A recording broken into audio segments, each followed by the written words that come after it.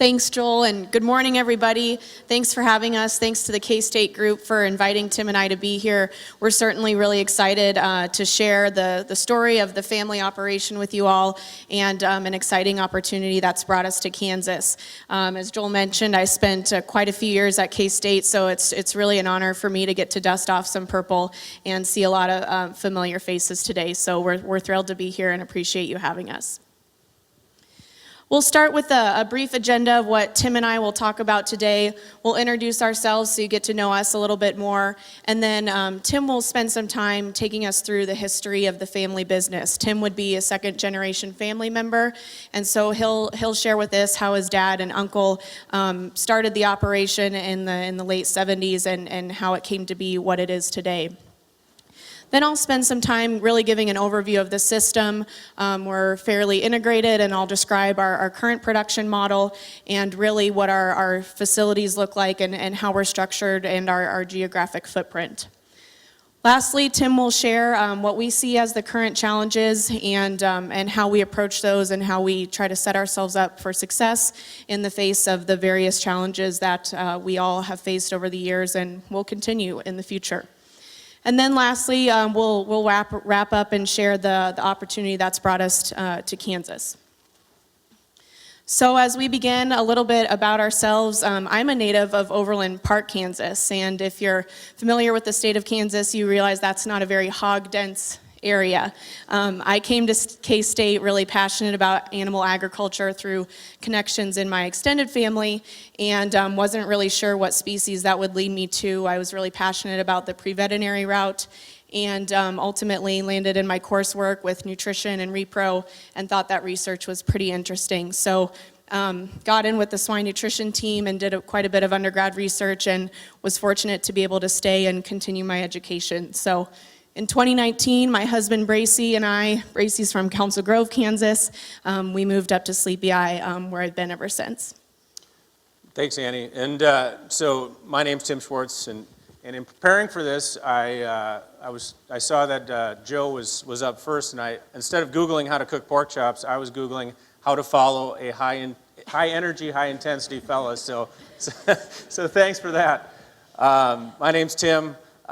Currently, I'm the Director of Farrowing Operations in our family business. I took a little different path to get back to our business. Graduated pharmacy school in 2006. I did that for about 9 years, practiced as a pharmacist, and then came back to the family operation. So a little bit different path, but generally, as you all know, working in the industry, management's kind of similar no matter where you go. You know, it's all about people. And so came back to the family operation.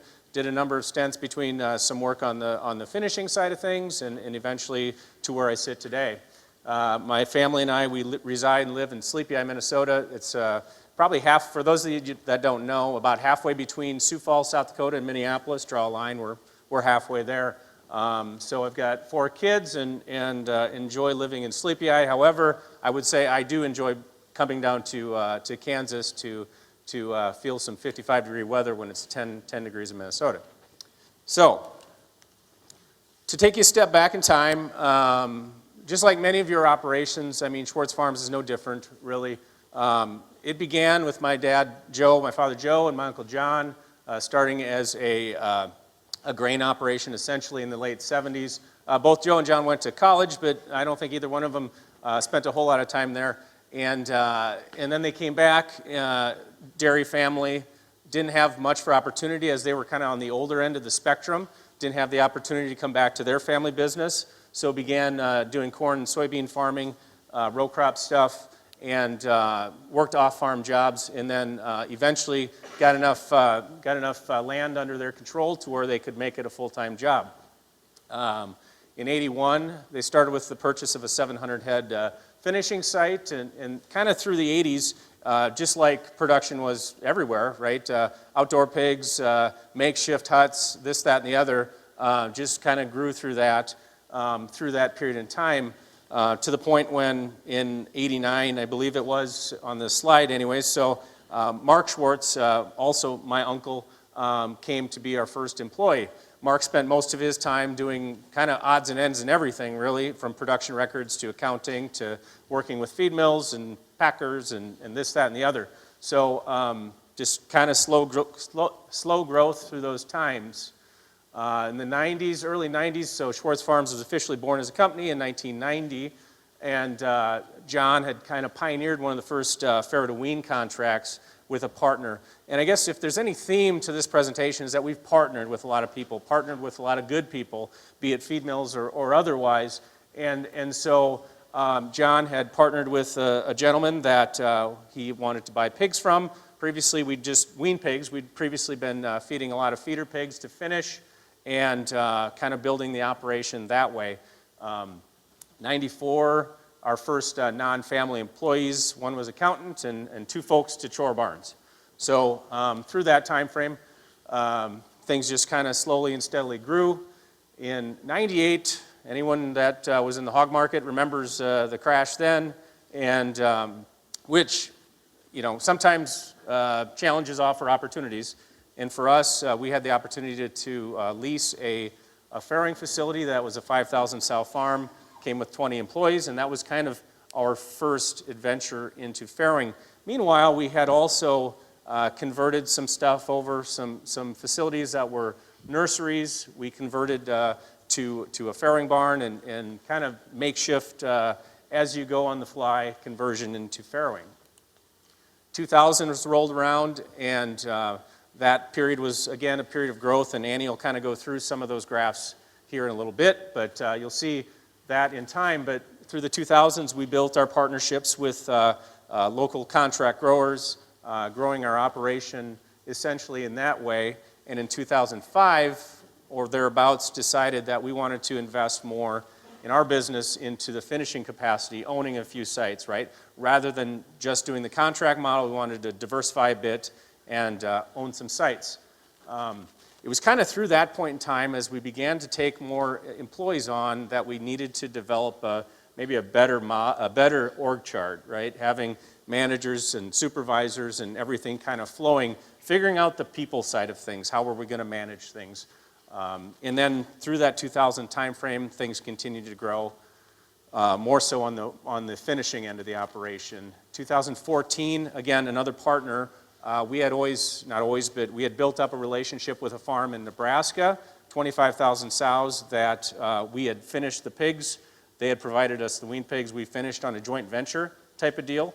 And so in that capacity, we had a good partner that supplied us a wean pig. We had good finishing, good corn basis in Minnesota. And so it was a good relationship. They then decided that they'd like to sell their operation. So they called, and we had opportunity to take that on. So we've kind of grown steadily over time in a number of different aspects. 2017, we purchased another sow farm northwest of us, and if I'd say anything about 21, we've had some activity and some construction and remodeling and this and that, would be largely sow farm renovations.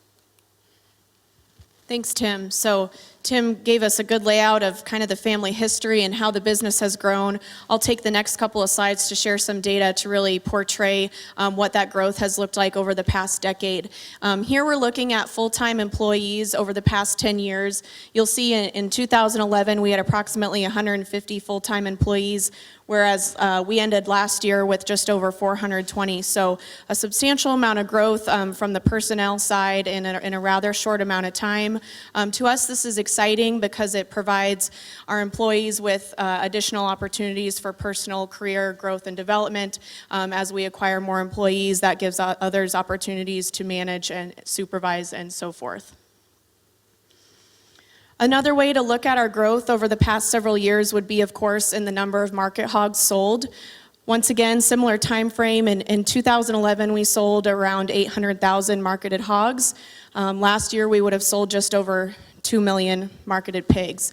And certainly Tim mentioned an acquisition that happened in 2014, so we see a fairly substantial jump in the numbers right there. But what I want to point out, and Tim alluded to a little bit already, is that some of this growth, and much of it really occurred through strategic partnerships, be it wean pig purchase agreements that allowed us to continue to expand our production without necessarily adding to our own sow herd. Spend the next few slides really describing the Schwartz Farms model, similar to many integrators in the Midwest and greater United States. We focus on farrow to finish production, and we accomplish that through a variety of facility ownership structures. Of course, we would own several of our own farrowing facilities and a few finishing facilities as well, but we also enter into different partnerships where we're leasing from investors or maybe working with contracted family farming partners. I mentioned much of the growth has also occurred through wean pig purchase agreements. Again, we feel this is a way to diversify our business and supplement our own sow flows in addition to our own production.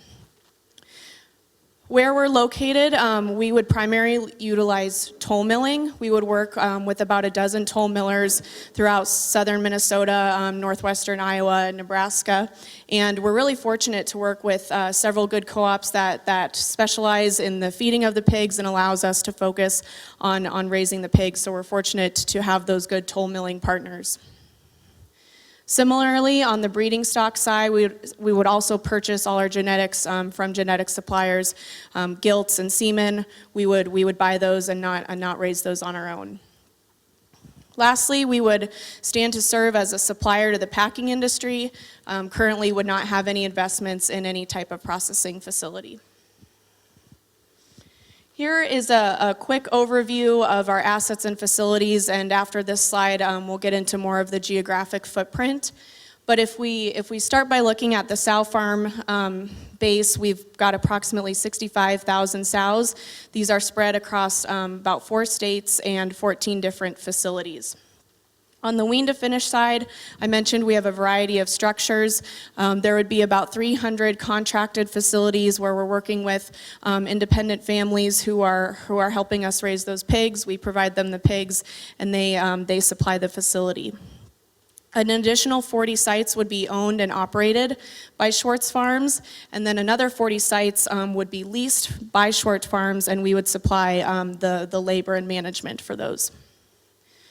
We utilize very few nursery facilities. The ones that we do utilize would be contracted facilities. We would not own any nursery facilities of our own. From the truck washing standpoint, we have access to 2 facilities, one being very near Sleepy Eye, our headquarters. We have got a truck wash in Springfield, Minnesota, and then also a truck wash in Lee, Nebraska.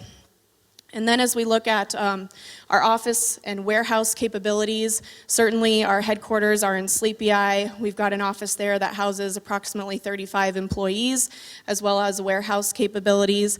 And then, as you'll see here momentarily, as our geographic footprint has grown, we've built additional offices and warehouses to allow our people to congregate and have a place to work. So St. James, Minnesota and Laverne, Minnesota would also have office and warehouse combinations, and then of course in Lee, Nebraska as well.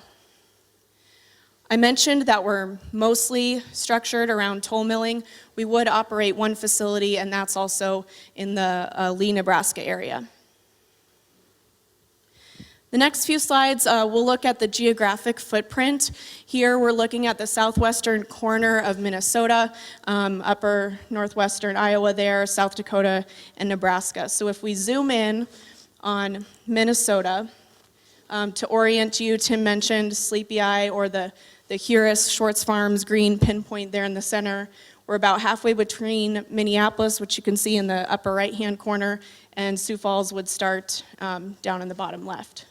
So we're centered in and around the Sleepy Eye area, and Huris would be our home sow farm there. It began as a nursery, eventually was converted to a finisher, and most recently is a 5,500 head sow farm. South of that, near Mountain Lake, Minnesota, we'd have a cluster of sow farms, and these are all interesting, as Tim mentioned, growth via partnerships and purchase agreements. A lot of these facilities would have started where we're purchasing the wean pigs. Over time, we entered into leases and eventually grew into ownership. A couple hours north of Mountain Lake there, we've got 2 additional sow farms. That Sunley farm is a contract farm with the Sunley family, and then Dawson is our most recent sow farm acquisition. So if we look next into South Dakota, again, one facility here, it's a 5,500 sow farm, and it's located near Kaler, South Dakota.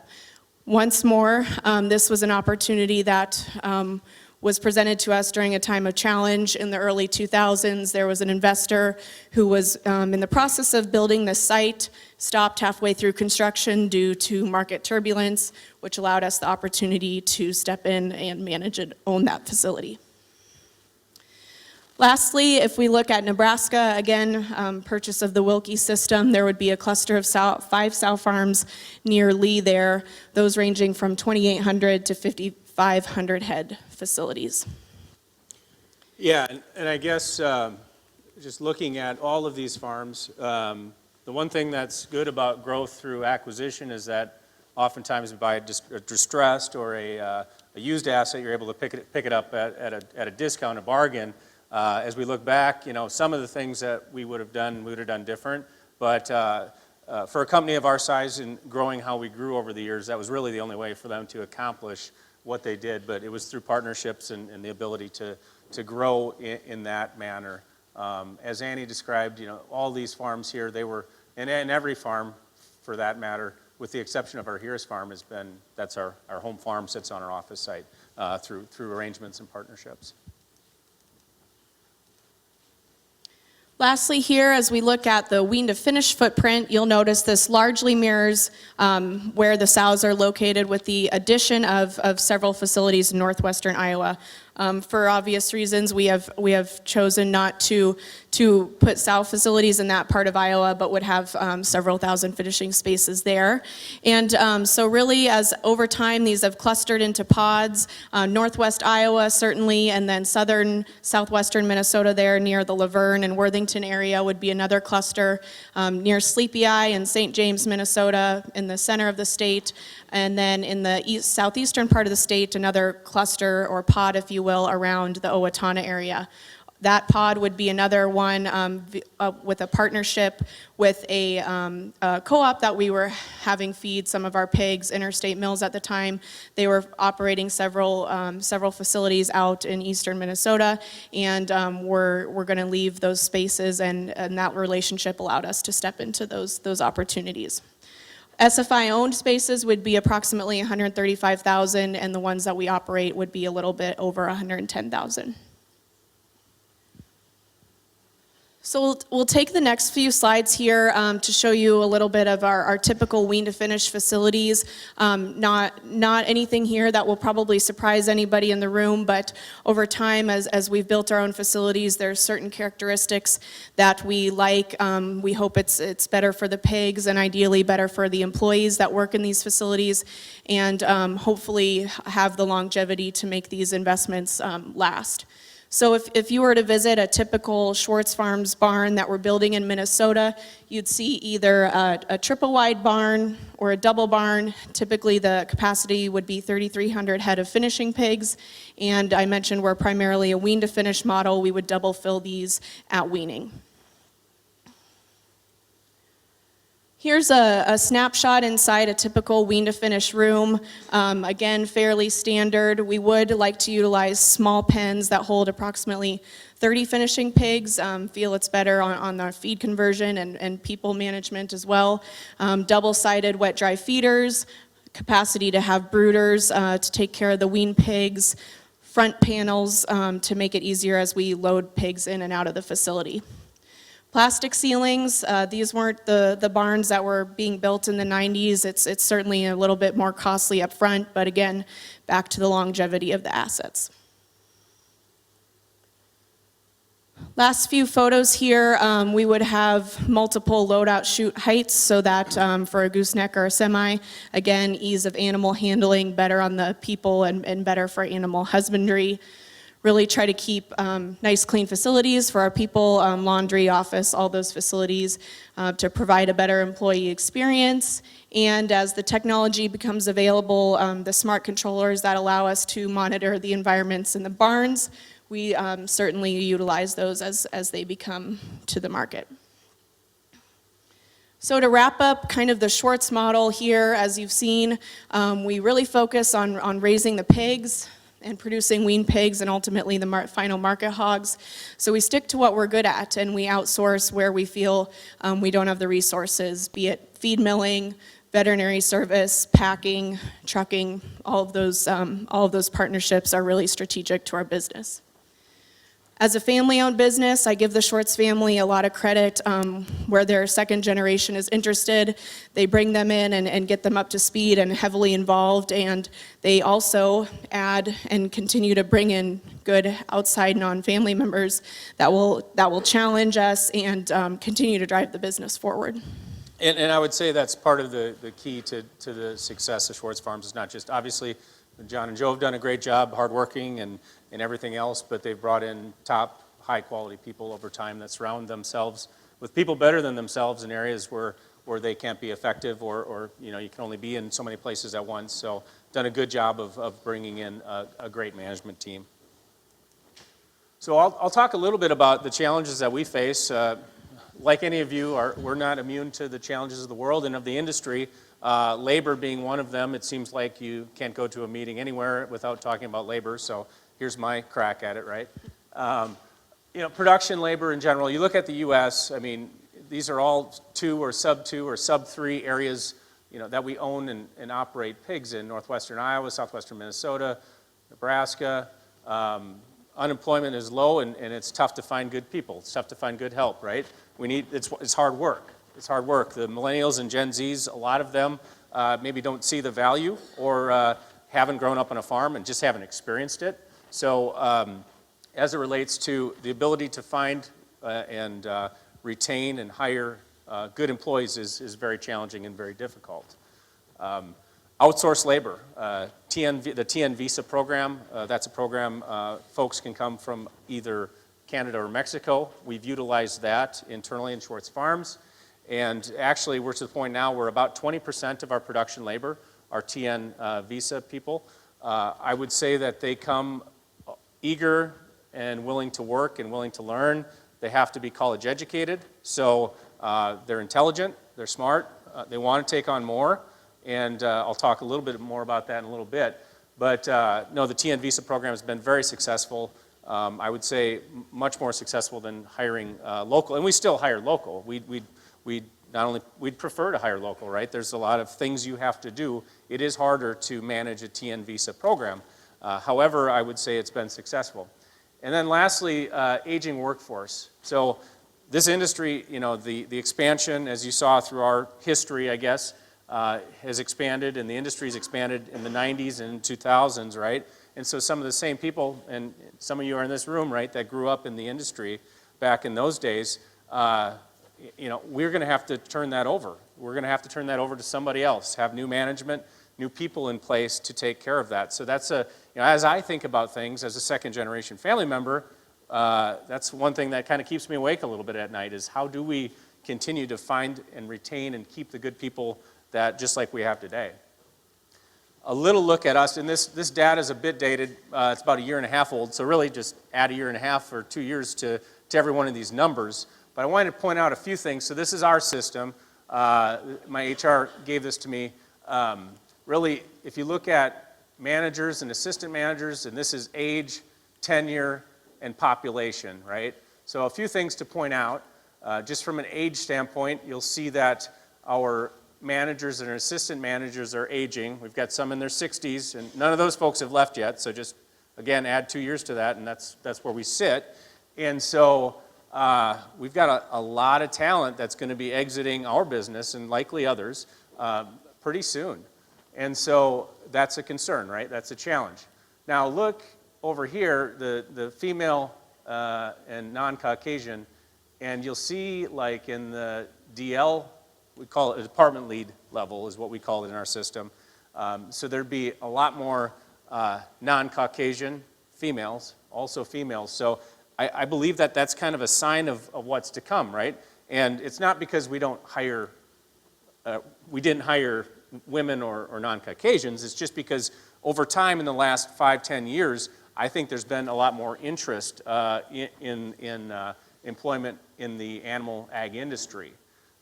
Furthermore, you add to that our exec team that include my father, my Uncle John, others that have been with our business a while, we're aging there as well. You'll see our tenure is really, I consider to be quite good. Average tenure of our managers and guild managers, 18 years, assistant managers, 11 years. So it's good numbers, but with that comes, eventually there's going to be a stopping point when those folks retire and we have to bring the new crowd in. So, which kind of leads me to my next slide, right? I don't know if, we do have a few former interns in the room. I don't know if anyone was at this one, but in our system, we try and think about and brainstorm, how do we find the people tomorrow? How do we, engage and excite the younger leadership of today? And one thing that we've done is started an emerging leaders program. And what we do through that is we work on mostly the soft skills of leadership and management and talent. And so try to teach and equip these young people with tools for success for the future. When you've got a manager that's been there for 20 years, sometimes they don't take the time to pass on some of that stuff. So we've made it a conscious effort to try to spend time building the bench, right? The future leaders of tomorrow. Furthermore, we've tried to make sure that we are having open and honest conversation with these people, these young adults, to make sure that they're learning and they're taking on more as we push them and challenge them to do more. Very lastly, TN talent. I mean, I think that those folks, if they choose to stay with us, they will likely, a lot of those will be the leaders of tomorrow. There's a lot of talent there and there's a lot of excitement. So very, very good people. Disease, right? We saw, one thing I didn't say that I meant to say previously on our sow farm locations, right? If we could roll back time, would we ever put a sow farm in Sleepyhead, Minnesota again? Northwest Iowa, I don't think it would have, I wouldn't anymore, but that's just the way things work. Why? Because disease is such a challenge, right, from a production standpoint. So while some of you might sit in really good areas down here in Kansas, southwestern Minnesota, northwest Iowa, we deal with the PRRS and myco, PD, APP, and flu, and everything else that Daryl can talk about, but no, it's a challenge. It's a cost. It comes at a cost.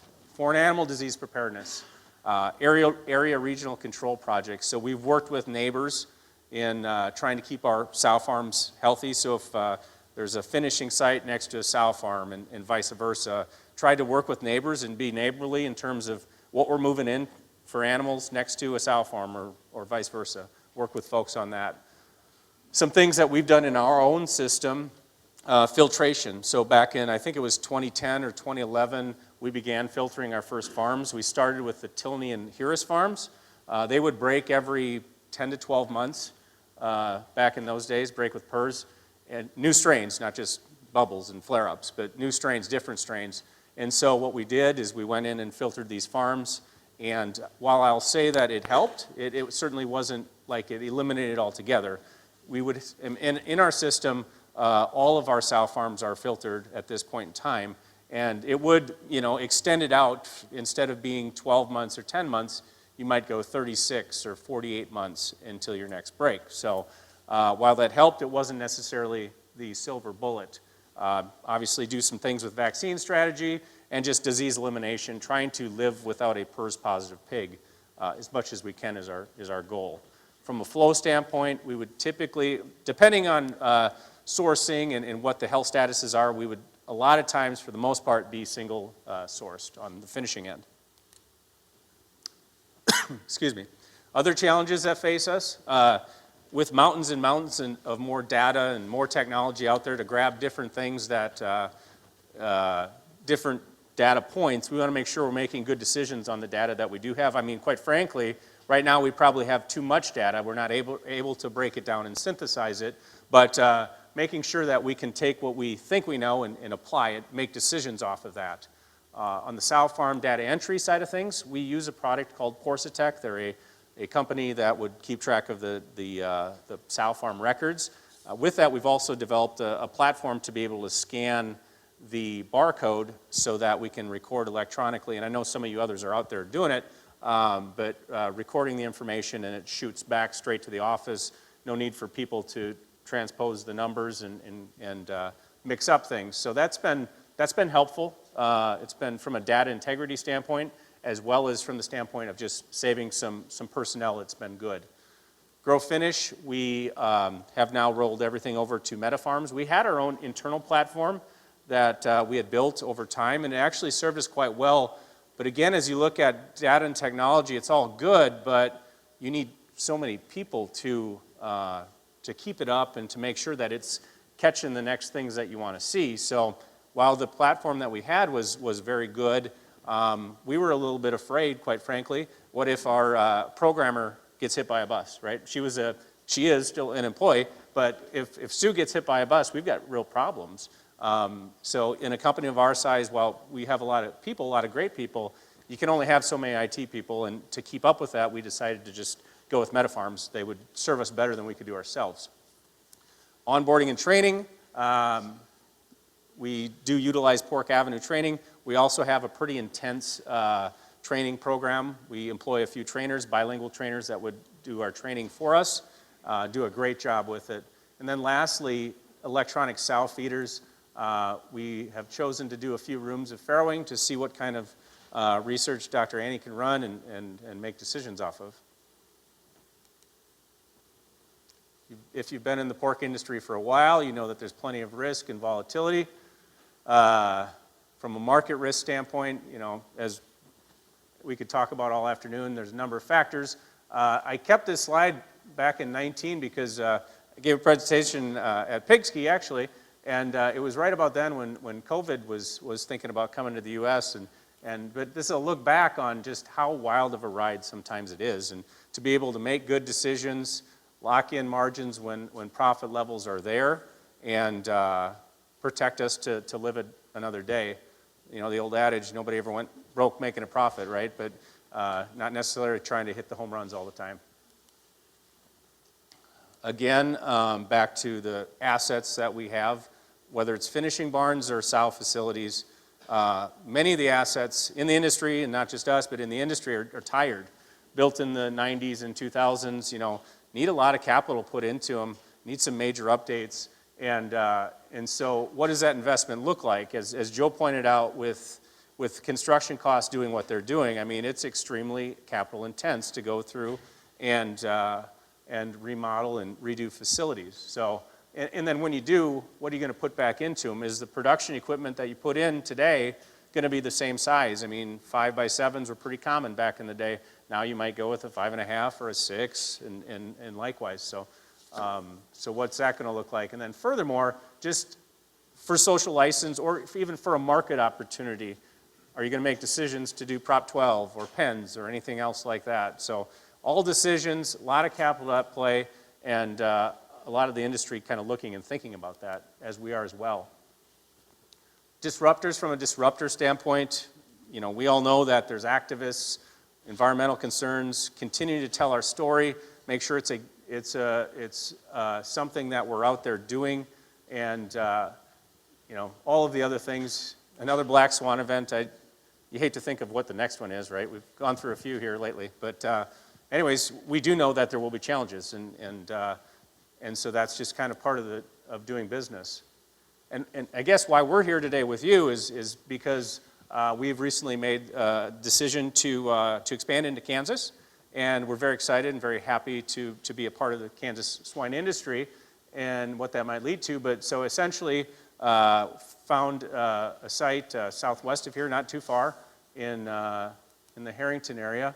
It was an existing 8,000 head finisher, 4,000 nursery head site, and so really from a permit standpoint, it wasn't too difficult. Folks were already used to pigs in that area, and so not a major change.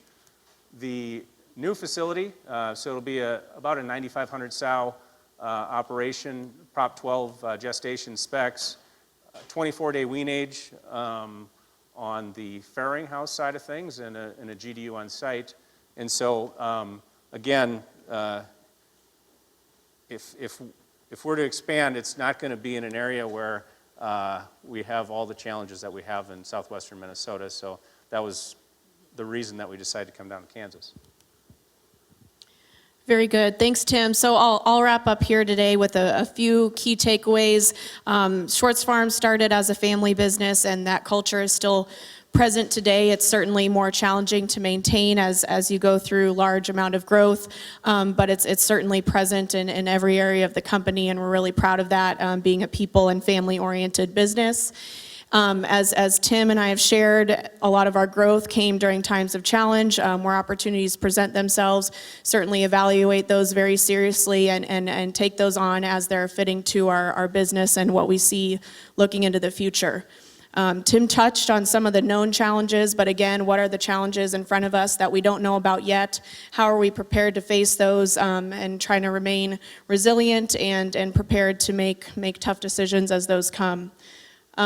We don't know for sure always what's ahead, but in the short term, we're really excited to be able to expand our operations into Kansas and look forward to working with many of you. So with that, we'd thank you again for your time this morning. It's a pleasure to be here, and we'd welcome any questions that you might have or be happy to visit over the lunch hour. So thank you.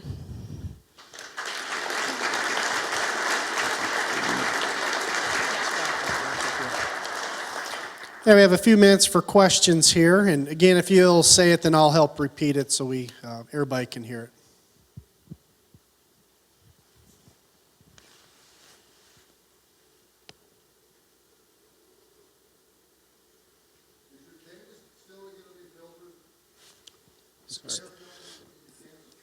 So the question is, will the sow farm be filtered that you're currently building here in Kansas? We made the decision not to filter this farm in Kansas right now. We feel it's pretty good biosecure location, so yeah, so the decision is not to filter that at this point in time. Yeah. What's the timeline on bringing the new farm up, the 9,500 sow farm? What's the timeline? The question is, what's the current timeline with the sow farm in terms of construction and then bringing it online in production? Roughly June population, yeah.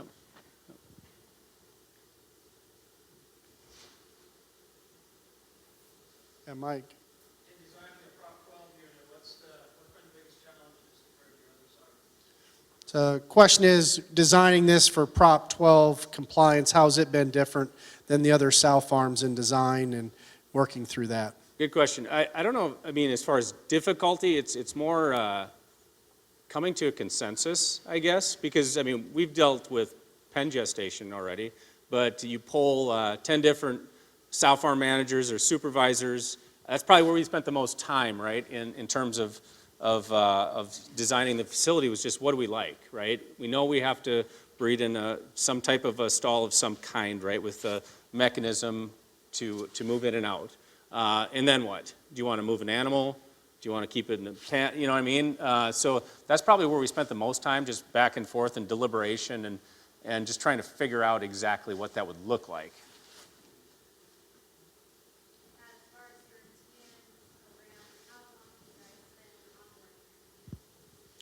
I would say probably no more time than an average employee. There's more work on the front end of things. We have an HR team which has grown also over time, that would spend time, pick them up at the airport, find an apartment, get them set up, have their room ready, make it a good experience, right? The last thing you want to do is have somebody show up from a foreign country that has no experience being here. That's a bad situation. So what we've done is trying to put resources and efforts into making sure it's a good experience. They show up and they feel welcome.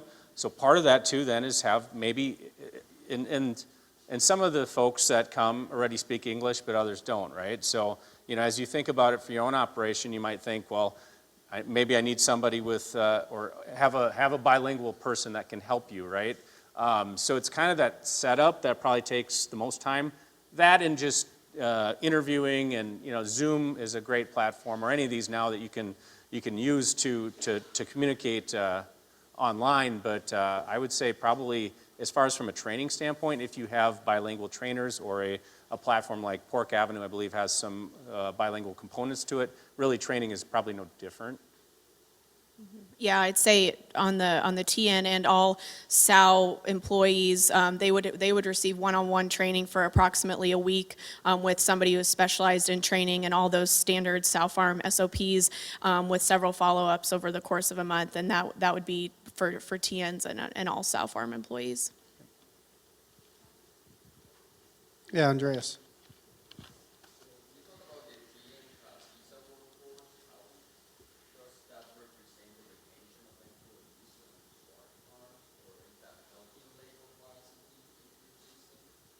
Question was on the TN program, how does that help with retention or longevity of your employees in different locations? Yeah, I would say that it's like any other employee, you know, they can come and go as they choose, right? But in general, the TN visa program has been quite successful. Turnover has been lower than, say, somebody that's hired locally, and it's been a good deal. Did I cover it? Did we hit that? I mean, retention's, I would say, better. Yep.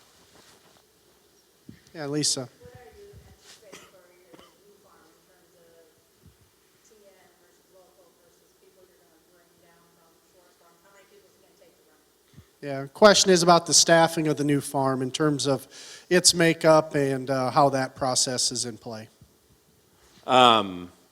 Great question, and we're trying to work through that right now. We don't want to not have opportunities for local folks.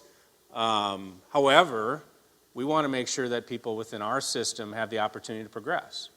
So it's a balance, right? TN or non-TN, it really doesn't matter to me. If somebody's been working with me for 5 years, shouldn't they have an opportunity to advance up to the next level, right? So to me, I don't segregate TN from other employees. However, down here, when we start up new opportunities, we want to make sure that we offer them to local folks because we don't want the stigma of like they only hire people from XYZ. They're bringing it down their own people. So we're making a conscious effort to reach out locally and see what we can find, and then we'll balance the remainder of it off that. Does that make sense? Yeah, how many people do you think it's going to take? Oh, what do you think, Bill? 35, something like that. I mean, you just take it, you know, you know the size of the farms you guys run, but I would say on average, we run a bit higher in labor than others. Maybe it's weekend rotation, you know, it kind of depends whether you want to do second or third and all that stuff, but we try to balance employee quality of life and all the things that people want so you can keep and retain good people. So I would say we staff a little higher than some, right or wrong. How's your own Spanish? I should know. You got me on the spot. I used to be halfway decent. Un poco, see? Yeah, so, well, good. Well, let's give Tim and Annie one last round of applause and appreciate their information.